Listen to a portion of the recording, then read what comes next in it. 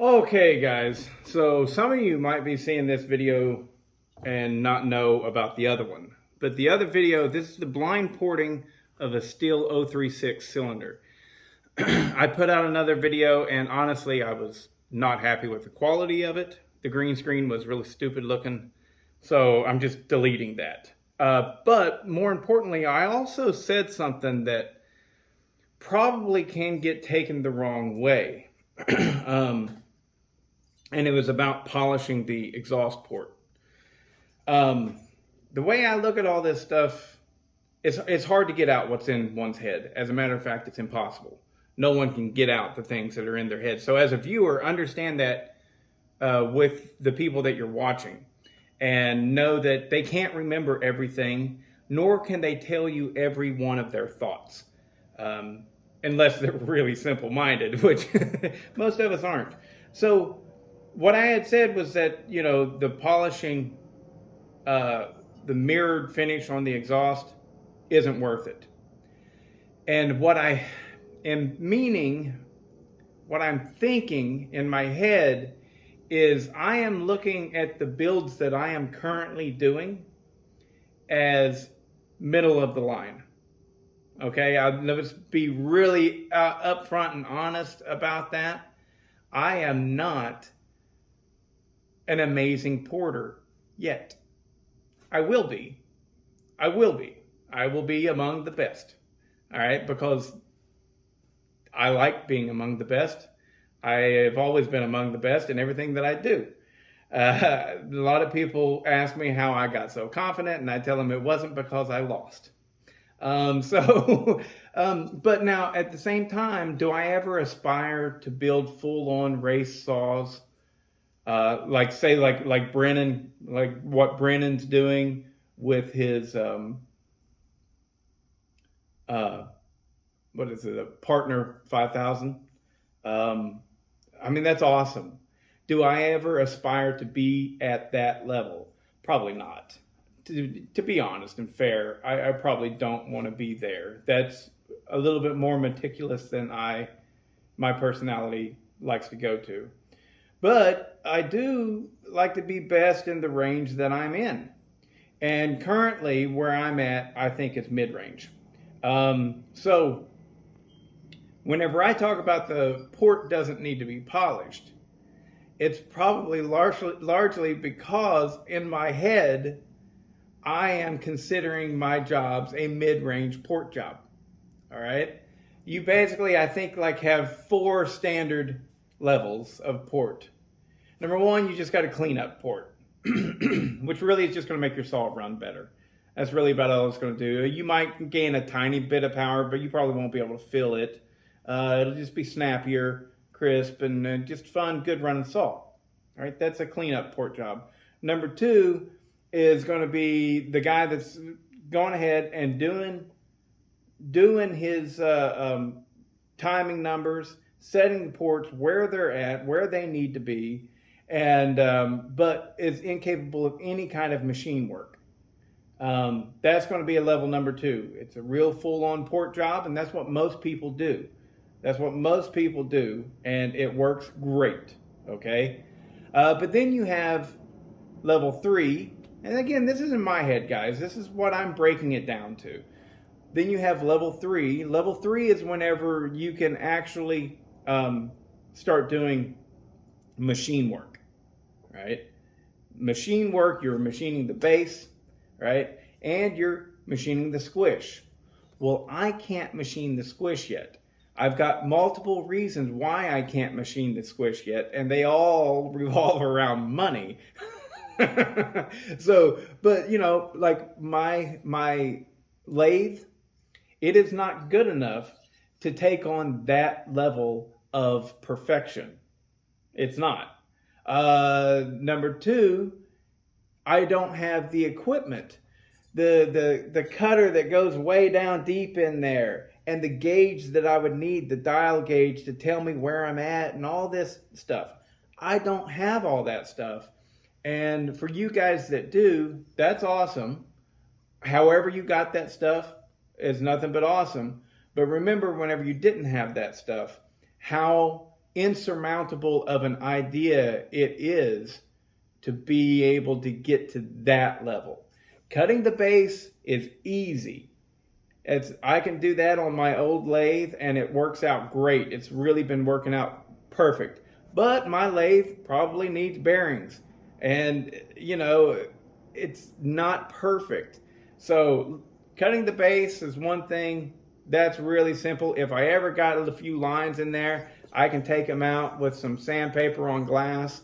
But honestly, I don't even it works great. Works fantastic. But do I trust that lathe to do squish? Hell no. Hell no, I do not. So I am not even capable of fully getting to level 3. Okay? I'm not. But I'm still getting amazing results. Porting works. If you've never ran a well-ported saw, my God, it works. It is mind-blowing. Really, it is amazing. That 7310 that I built for Randy and Aaron, it's freaking bonkers how fast it is compared to what it was. Now, I know people go, oh, well, the 7310 doesn't require a lot of skill. Well, it turns out it doesn't. You're right about that. But it does take some skill, for sure. So then you get to level 4. And level 3, honestly, we're going to get to that polishing on the exhaust ports. But level 4, this is the problem with Charles Briscoe, right? Charles is building all of his shit at level 4. Most porters never, ever get to level 4. Ever. And he's building all of his shit at level 4. And that makes it difficult for most people to keep up with him. And that also makes the viewer, right, look at it and go, well, shit, he's polishing the top of the piston. Did you polish the top of my piston? Well, no, because that's a level 4 build and I only do level 2. You see what I'm saying? And there are little things that you can do, right, to combine and blend and everything.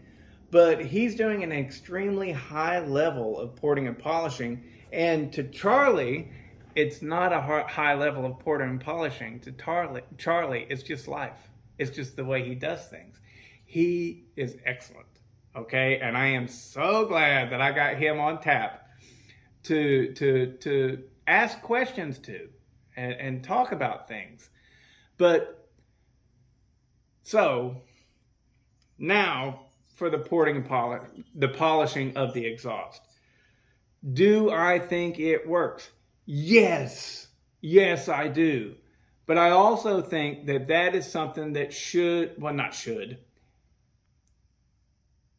it's a level 4 technique that a level 1 guy can do. With me? And I got to thinking about that last night. Here I am. I'm right in the middle between a level 2 and a level 3. Why not add some level 4 technique to my shit? Why not? One thing's for certain, it ain't going to hurt nothing if I polish that port. Will it gum up less? Will it be less likely to gum up with carbon? Absolutely. It's a good little trick. So just getting my mind to wrap around little things like that is, kind of difficult. And I know so many people, the way I talk, people think that I'm a know-it-all and that I can't be told and stuff, but you are wrong. I just am a kind of person that talks with confidence. And I am eager to learn. I love to learn. I very rarely tell other people what they're doing is, you need to do this or that and all that stuff, because I prefer to learn rather than constantly teaching. And so Greg and David, you guys both made suggestions last night on that video for this blind ported 036. And I listened because, I was doubting myself all night. Should I have raised that roof a little bit more? You got to understand, guys, I have no idea where the numbers are on this. No idea. And most really good porters, basically, they don't even check, I think I'm right at this. They don't even check the stock numbers. They check the squish, fix it however they want to, and then they start checking their numbers and seeing where they go with that. But I could be wrong with that completely. So whenever I was trying to figure out where these things fail stock, I really wasn't getting much. I was just getting, I wouldn't do this, I wouldn't do that. But then, Greg, you posted numbers for me. You posted that these typically were around 130 on the transfers and 107 on the exhaust roof. And so that right there, I went, okay, so I'll take a little bit more out of the exhaust roof and I'll take a little bit out of the transfers. So we did that. I beveled the edges again. I chamfered the edges again. I got it all smooth. I worked everything over, got all the hard notches out of there. David, you recommended that I go ahead and hit the intake with the 60 grit, and I thought, yeah, I should do that. So, yeah, I did that. But the big thing is the recommendation of the Scotch-Brite pad with WD-40. I had never heard that before. I have heard, about actually using polishing materials and things like that. But that sounded like, yeah, that'll work. And so I did it. So I raised the exhaust roof a little bit. If this is at 107 from the factory, the exhaust roof, then the amount of porting I did to it probably got me at 103. Right? Probably 103. The intake, I'm guessing that it's probably going to be around 78. Took very little off the floor of the intake. I mean, almost nothing. And then the transfers, I hit them pretty good. And so they're probably going to be around 122, 123. But this is all guessing and basing everything off of Greg's numbers that he gave me. And I got to tell you, like, Steve, this might run great. I might have just screwed it up. You don't know, man. You don't know. I mean, the cylinder that I did, that's why it's so important. You can't just do this. Sometimes you can do it and it'll work out. Like Eric, I know that, Eric Salyer, I know that you've ported a couple of things blind and had great results. That's great, man. But the flip side of that is you can really screw it up, So, but anyways, it is what it is.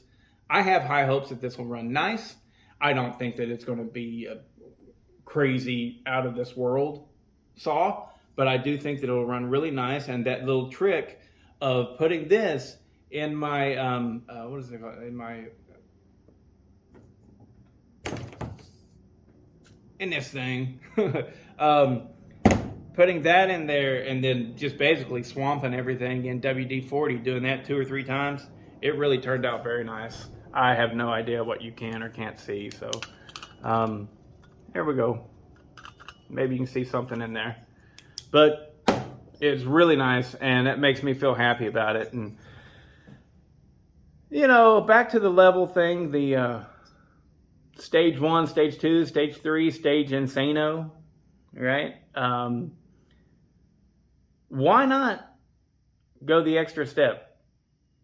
I mean, I don't want to be seen as the person that half-asses it, So thank you guys for the little tips, and I think this is going to work out swell. I think it's going to really work out swell. And but there's only one way to find out. I got to go take a shower because I've been splitting wood all morning. That's why I'm wearing the same shirt as yesterday. I knew I was going to get nasty, but I don't care about that. I'll wear the same shirt 3 days in a row. Hell with that. It's a cool shirt. I want to wear it. But Oh, and if you're wondering where I got this, because I am deleting the other video, all of my cool t-shirts like this, I just type in for this one, I go to eBay, McCulloch shirt, and this pops up. So all my shirts are found that way. Echo, Husqvarna, Jansred, they're all just stuff I get off of eBay. Anyways, so yeah, I'm gonna go shower up now, and then I gotta run to the post office, and I gotta mail this out for you, Steve, and I gotta mail some chains out for you, Dub. So, and in the words of, and Dub, I love that you're doing some cool stuff with the 60cc Poulan. And anyways, I can't wait to see you do another one. All right. And this time maybe show the port work and everything. I want to see it. It's really, basically, I mean, there's some other people that have done some one-off videos with the Poulan high tops. But you and me, buddy, me and Dub, we're the only ones actually really putting out full footage of these Poulan high tops. And I think they're the best saws that Poulan ever made. Did they make stronger saws? Yes, they did. Absolutely. But for my business, which is running this ranch that I got here, those things right there just suit the bill. They're nice. Good running little saws. I can't wait to get mine back from Dino Joe. And I'm telling you, I can't wait. Because I will say, so at first, whenever I started running these 60cc Poulans, I'm like, yeah, that's really great. Because it was right on par power-wise with my Husqvarna 61. But now, since I've got the Echo 590 and I muffler modded it,